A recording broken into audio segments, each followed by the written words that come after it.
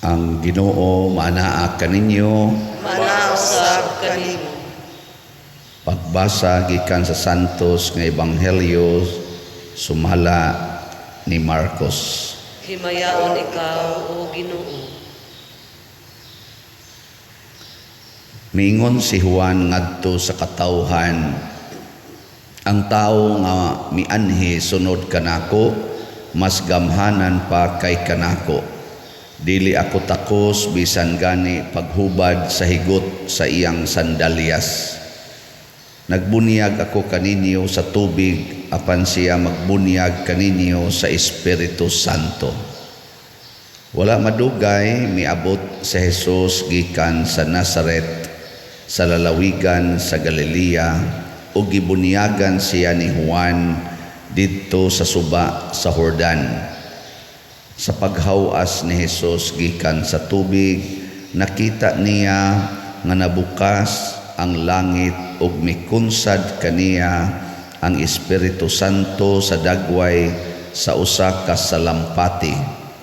Unya may tingog gikan sa langit nga nag-ingon, ikaw ang pinangga kong anak, nahimuot ako pag-ayo kanimo.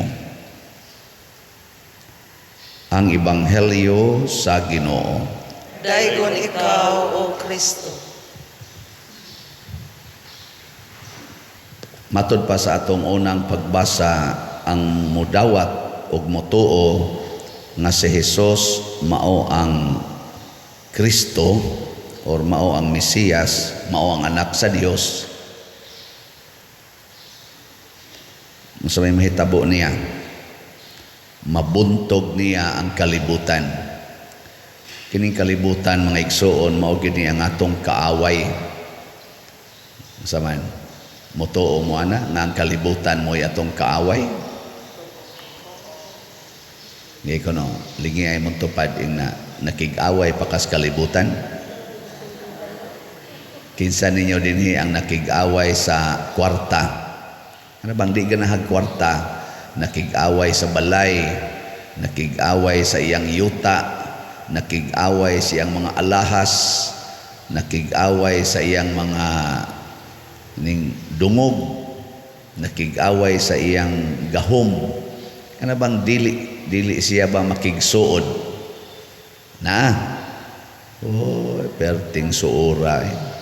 Suod kay nato ang kwarta, makigpatay kita tungod sa kwarta.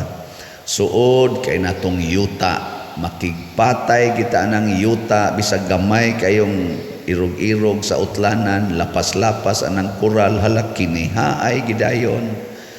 Away gid anang dungog o gahom na sige paggubat ang Russia ug ang Ukraine tungod ana away anang dungog o gahom.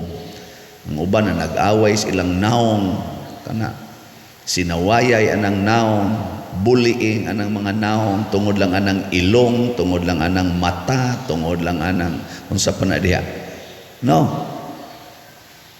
Ang uban nakig-away tungod lang sa iyang bana, makig-away na siya siyang isig katawo nga agbay-agbayan siyang bana, makig-away na. Di na magtingog. Nakig-istorya lang iyang asawa sa pare, giaway ng pare. Kay ang iyang asawa magsigkuyog-kuyog sa pare, kay katikista man, lektor man.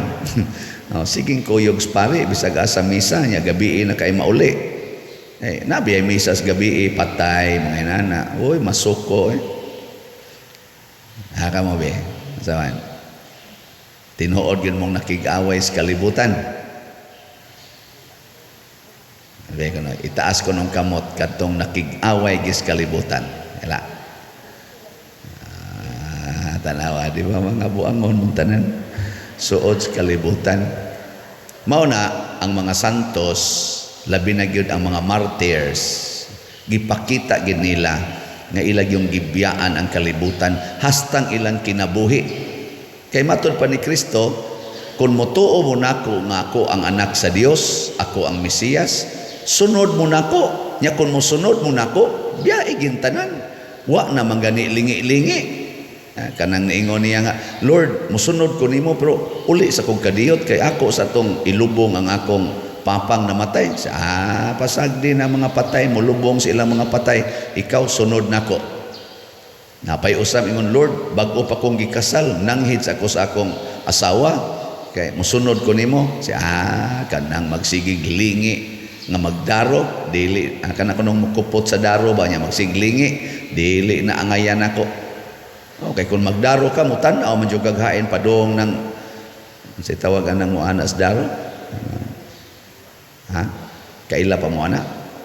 Kana bang puthaw nga mo ana ato siyuta ba? Punta? Lagi asaw na punta. Lagi mo na kung di nimo tan-awon magkabuang nag-asa na punta. Oy siguro masabod pa na og bato, bali nang imong daro. Muna mo tan-aw ginang daro ang magdaro, pero magsikon og lingi, labi nag na 86 mo agi, sigagana, sige duot ngadto, ang mupaka ng daro nimo kadugayan. Muna yung Kristo di gyapon ka angayan ako.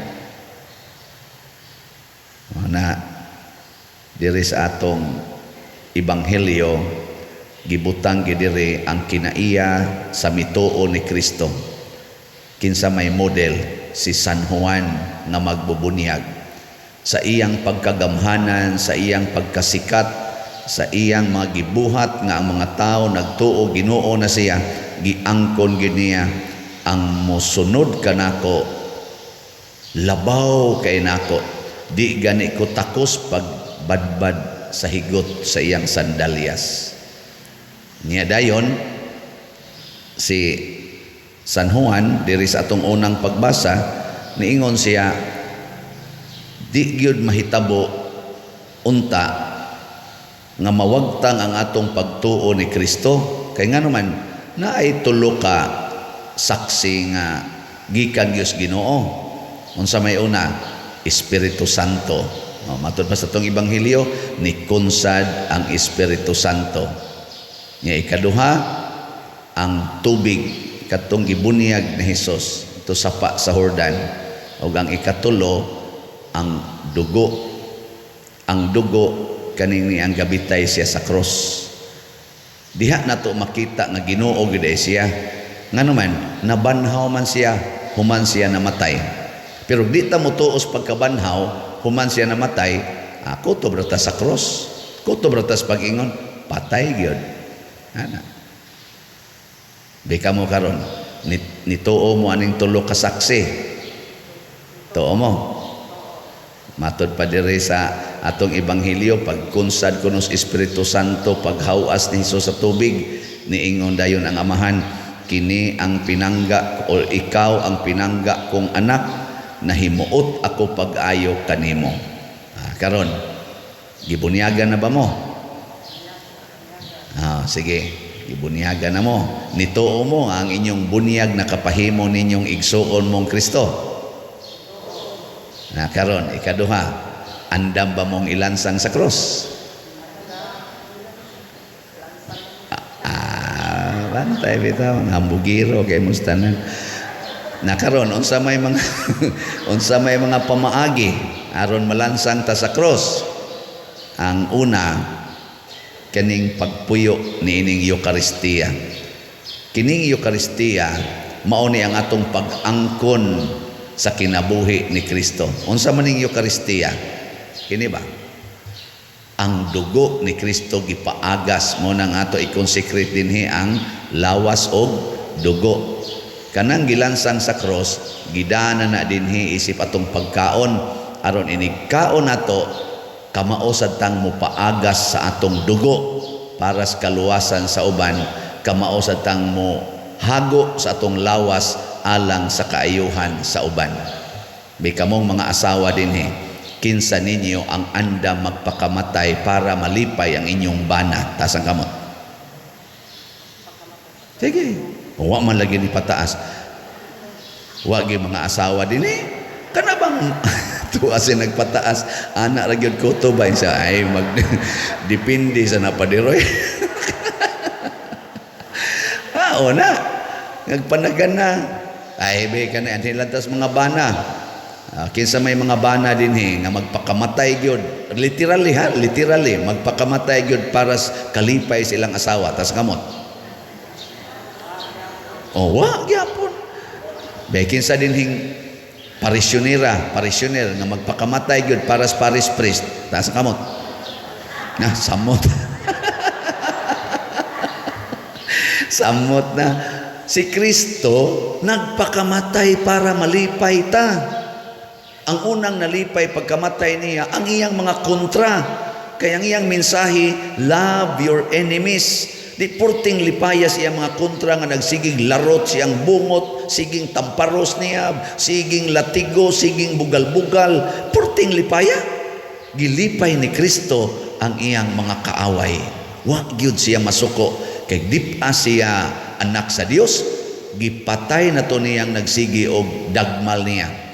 Diha nakita nga sa pagpaagas niya siyang dugo, wa gyud bisan usa nga yaw-yaw nga nalitok si Jesus, reklamo batok sa nagpaantos o nagpatay niya.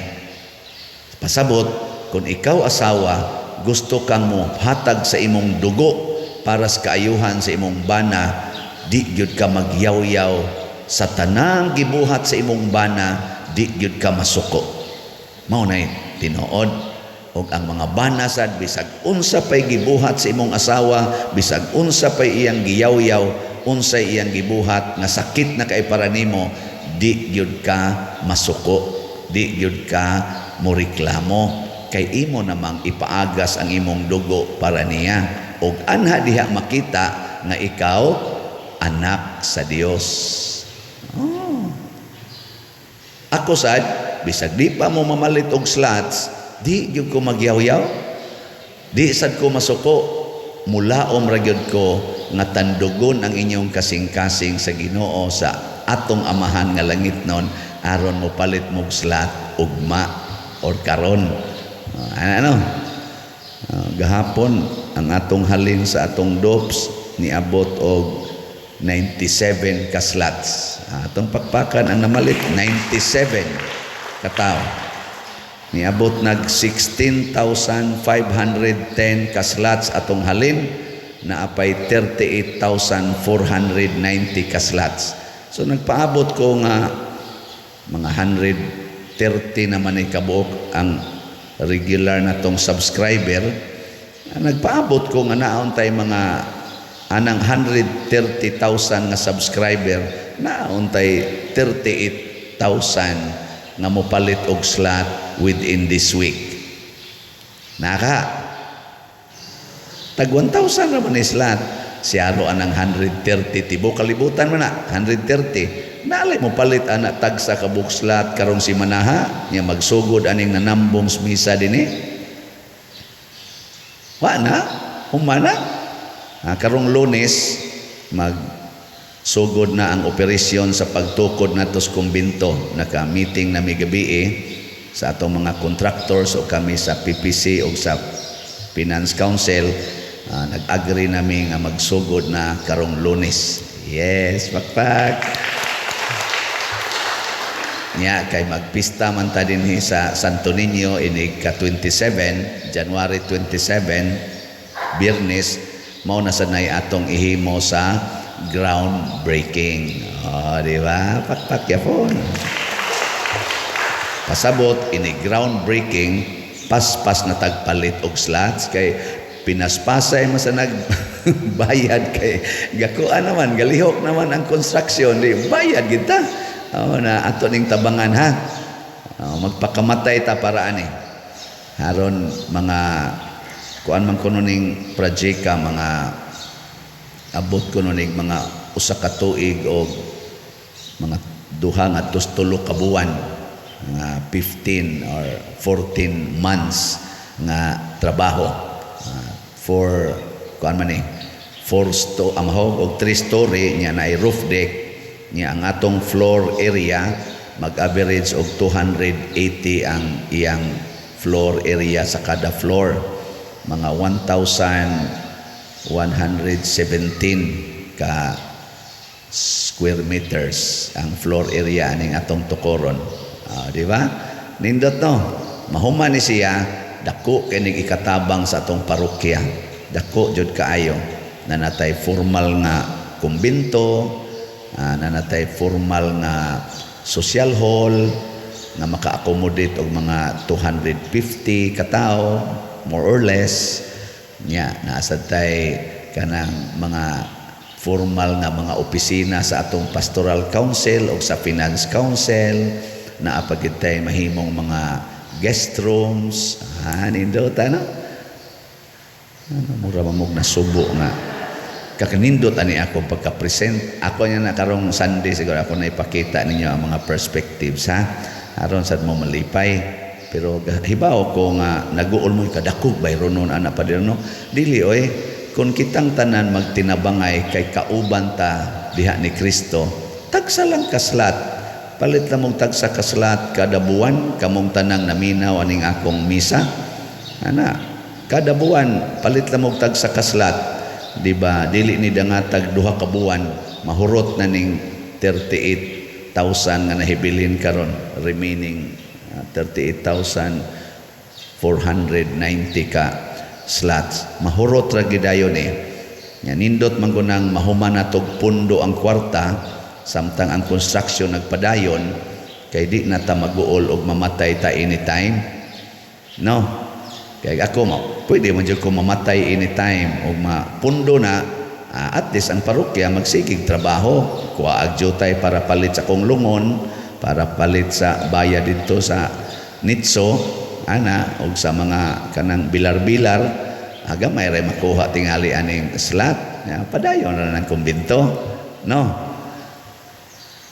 ano niya makong tutukan wa may laing na maligyag slots dinhi ako ra man di ato sa ning hotdog palit so paspasin ninyo kay basig hapit na sa niya ko mubiya kay 59 na biya ko si Kristo baya 33 years old ba ito siya nabiya niya ako 59 na so anytime gini labaw na ng inyong tupad diha na mga naong mga tiwasonon sa kayo oy pamalit na mong slot samtang di pa mo matiwas no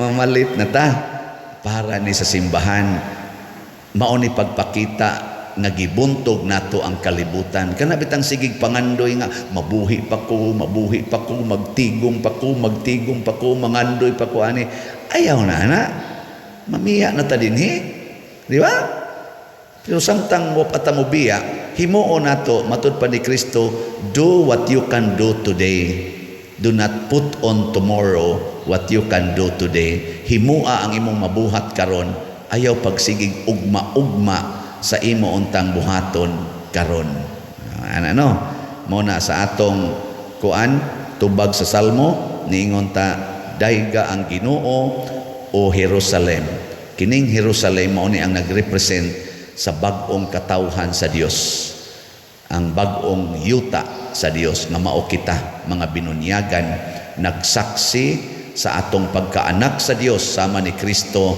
nadawat sa nato ang bunyag sa tubig nadawat sa nato ang Espiritu Santo diha sa ato labi na gid sa atong confirmation ug nadawat nato ang dugo dinhi ining Eucharistia matagkaon nato ani ni ambita sa dugo ug lawas ni Kristo okay nindog na ta mga buotan